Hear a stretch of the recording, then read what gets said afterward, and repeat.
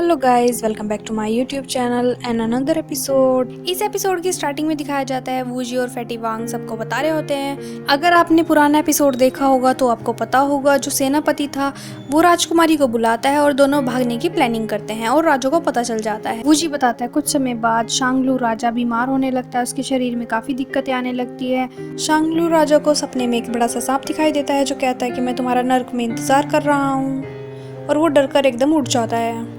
राजा का एक सलाहकार होता है जो बोलता है तुम जेट लाइट का कवच पहनकर सो जाओ, जब भी तुम उठोगे तुम ऐसे ही उठोगे, जवान एकदम।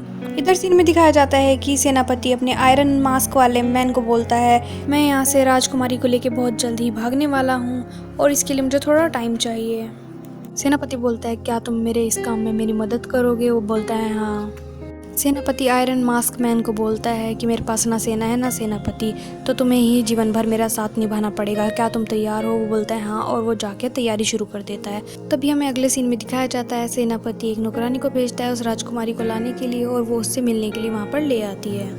राजकुमारी सेनापति को देखकर बहुत खुश होती है क्योंकि वो पहले एक दूसरे को बहुत पसंद किया करते थे। सेनापति राजकुमारी के पास आता है और बोलता है क्या हम दोनों एक साथ फिर से एक हो सकते हैं? अब मैं तुम्हें कभी रोने नहीं दूंगा, ना तुम्हें धोखा दूंगा, मैं तुम्हें राजा से चुराने वाला हूँ। रानी खुश हो जाती है और इतने में पता चलता है कि उनकी कोई छुपकर बातें सुन रहा था। राजा ने एक आदमी को सेनापति और रानी के पीछे लगाया हुआ था, वो सारी खोज खबर जाकर राजा को सुना देता है और राजा बहुत गुस्से में आ जाता है। राजा एक नया फरमान जारी करवाता है जिसमें सेनापति को बोलता है कि हमें और धन दौलत की जरूरत है तो तुम्हें दोबारा से खोज के लिए जाना पड़ेगा। सेनापति अंदर आता है और बहुत ही गुस्से में होता है कि मैंने अभी तो इतना सारा धन दौलत जुटा के दिया था। आयरन मास्क वाला मैन बोलता है शायद ये राजा की कोई चाल हो सकती है। सेनापति उससे बोलता है कि जाओ जल्दी से इस काम की तैयारी करो कि हमें यहाँ से रानी को लेकर भागना है। तभी वो जाता है और तैयारी में जुट जाता है। इधर हमें दूसरे सीन में दिखाया जाता है राजकुमारी बहुत खुश होती है सेनापति की बात सुनकर। वो बैठे बैठे सोचती रहती है कि सेनापति ने मुझे अपने साथ ले जाने का जो फैसला लिया है कितना अच्छा किया, अब हम दोनों मिलकर खुश रहेंगे। तभी हमें पीछे से दिखाया जाता है राजा रानी के कमरे में आता है। राजा को सब बात का पता चल चुका था। तभी वो राजा रानी को प्यार से बैठने के लिए बोलता है और शीशे में उसको एक पिन दिखाता है। बोलता है विधवा को मेरा उपहार कैसा लगा? राजकुमारी कुछ समझ नहीं पाती। राजकुमारी बोलती है कि मैं उपपत्नी हूँ आपकी। तो राजा सुनकर तभी बोलता है कि ये तुम्हें सेनापति ने क्या कहा? तो वो समझ जाती है कि राजा को बात पता चल चुकी है। राजा रानी से बोलता है कहाँ है तुम्हारा सेनापति? वो तो सोना चांदी लेकर यहाँ से फरार हो गया। रानी बोलती है कि मुझे सेनापति ने बहलाया था। और राजा बोलता है क्या तुम इतनी छोटी बच्ची हो कि कोई तुम्हें बहला सकता है आसानी से? वो बोलता है कि नहीं, ऐसा कुछ नहीं है। राजा बोलता है तुम्हारी हिम्मत कैसी हुई एक विधवा होने के बाद भी किसी से प्यार करने की? तो इस बात से रानी रोने लगती है। राजा रानी को झटकता है और नीचे गिरा देता है। रानी को चोट लग जाती है और बोलता है कि इसको कमरे से कभी बाहर नहीं आने देना। वो बोलती है कि मुझे यहाँ से बाहर आने दो और रोने लगती है। तभी हमें दिखाया जाता है कि राजकुमारी उठती है कि ऐसे काम नहीं चलेगा। वो उठती है और अपने हेयर पिन से एक लेटर लिखती है और इंतज़ार करती है कि उस तक कैसे पहुँचाया जा सके। तभी हमें दिखाया जाता है रानी की दासी उसके लिए खाना लेके आती है। जो उसकी खास दासी होती है वो किसी तरह उसको वो लेटर पकड़ा देती है। वो अपनी बाजू में उस लेटर को छुपा लेती है। रानी उस दासी को बोलती है लेटर प्लीज उस सेनापति को जाकर दे देना और बोल देना। तभी इतने में एंट्री होती है राजा की। राजा वहाँ पर धुत होके आता है और उसे छेड़ने लगता है। राजा सभी दासियों को बाहर जाने का आदेश देता है और वो जैसे वहाँ से जाने लगती है तभी एक दासी के हाथ से वो लेटर गिर जाता है और तभी राजा की निगाह उस पर पड़ती है और राजा उसको उठा के पढ़ लेता है और रानी एकदम हैरान रह जाती है इसको कैसे मिल गया। राजा सैनिकों को बोलता है जितनी यहाँ दासियाँ हैं इन सबको पकड़ के ले जाओ मारने के लिए। रानी बोलती है कि नहीं, और वो नौकरानी बच जाती है जिसने ये सब किया था। रानी बोलती है प्लीज़ उसे छोड़ दो, उसे जाने दो, ऐसा नहीं होगा। मगर वो निकलने नहीं देता और बोलता है कि इसको आज के बाद सूरज न देखने देना।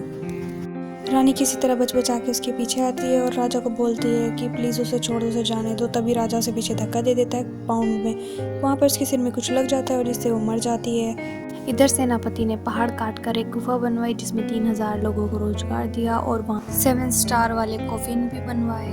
उसने अपने लिए एक जेट फिगर वाली एक ताबूत बनवाई जिससे वो सुरक्षित रह सके और उसने 7 स्टार वाले कॉफिन भी। और जो शुरू में उड़ता हुआ एक कॉफिन दिखाई वो सेनापति का कॉफिन था जिसे देखकर सब झुक गए थे। सेनापति ने शांगलू राजा का जो कोई दुश्मन था उससे एक हाथ मिला लिया था और उसे मारने की तैयारी कर रहा था। सेनापति ने गुफा बनाने वाले सभी आदमियों को मार दिया था, जिससे वहां पर आने से सभी लोग डरने लगे थे, बोलने लगे थे यहाँ पे भूत का इलाका है। इधर दूसरे सीन में दिखाया जाता है सेनापति बैठा होता है और आयरन मास्क मैन से बात कर रहा होता है। आया तभी इतनी देर में एक वहाँ पर लड़की आती है, वो बताती है कि राजा ने रानी को जान से मार दिया है। सेनापति बहुत गुस्सा हो जाता है और बोलता है कि मैं आज राजा की गर्दन काट के ही रहूंगा। तभी आयरन मास्क मैन बोलता है कि सेनापति तुम्हें ऐसा नहीं करना चाहिए, अब जो मर चुका है वो वापस तो नहीं आ सकता और एक तरीका है जिससे वो वापस आ सकता है। तभी सेनापति बोलता है कि नहीं, मुझे तुम्हारी इन बातों की परवाह नहीं है। तभी वो बोलता है तुमने क्या कहा कि कोई मरा हुआ वापस भी आ सकता है, क्या सच में ऐसा हो सकता है? आयरन मास्क वाला मैन बोलता है कि हाँ, ऐसा हमारे किसी ग्रंथ में लिखा है जिससे कि जेट पर लेटाने से वो वापस आ सकता है। तो वो बोलता है कि ठीक है, मगर इसके लिए हमें रानी का शव चाहिएगा। तो वो बोलता है वो हम कैसे लाएं? आयरन मास्क मैन बोलता है कि रानी का शव अभी भी खराब नहीं हुआ होगा, अभी भी हमारे पास समय है, हम उसको वापस ला सकते हैं, जिंदा कर सकते हैं। वो बोलता है कि चलो मैं तुम्हें एक जगह लेके चलता हूँ और तुम्हें बताता हूँ कैसे और क्या करना है। तभी वो उसे एक जगह लेके जाता है और बोलता है कि फेंग शुई का एक तरीका है जिससे एक मरा हुआ आदमी वापस आ सकता है। आयरन मास्क मैन उस जनरल को बोलता है कि बस जो मैं कहूँ तुम्हें वही करना है।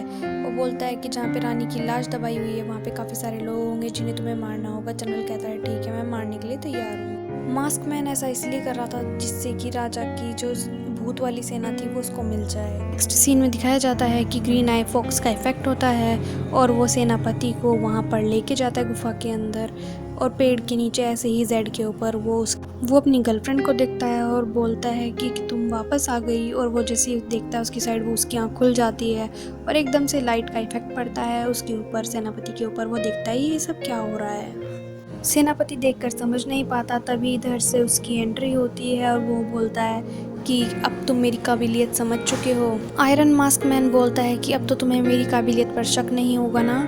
वो बोलता है कि नहीं, मुझे तुम्हारी काबिलियत पर कोई शक नहीं है। वो बोलता है कि बताओ ये सब कैसे करना है। सेनापति बोलता है कि मुझे याओ गुआंग को मेरी लाइफ में वापस आने का इंतज़ार है। वो बोलता है कि ये सब कैसे स्टार्ट करें। वो बोलता है पहले हमें उसकी लाश चाहिए होगी और इसके लिए मैं भी अपने सैनिकों को भेजता हूँ और लाश मंगवाता हूँ। जहाँ पर रानी की लाश दफन थी वहाँ से वो उसकी लाश लेके आते हैं ग्रीन आई फॉक्स वाला भी और वहाँ पे रख देते हैं। इधर राजा को पता चल जाता है कि जहाँ शाही कब्र है वहाँ पर किसी ने हमला किया है और सारे सैनिकों को मार दिया है और वहाँ पे अजीब अजीब आवाज़ें आ रही हैं। तो सारे सैनिक वहाँ जाने से डरते हैं। राजा सोचता है इस किस्से को यहीं ख़त्म करते हैं और तुम लोग बाहर से उसकी जाके गुफा को बंद कर दो, जिससे वो जनरल भी मारा जाएगा और सब कुछ ख़त्म हो जाएगा और वो भूत भी ख़त्म हो जाएंगे। राजा की आधी टेंशन यहाँ ख़त्म होती है और इधर हमें गुफा में सब वहाँ बैठे होते हैं और बोलते हैं कि ये जो आयरन मास्क मैन था ये कौन था और इसके बारे में और कुछ लिखा हुआ है क्या?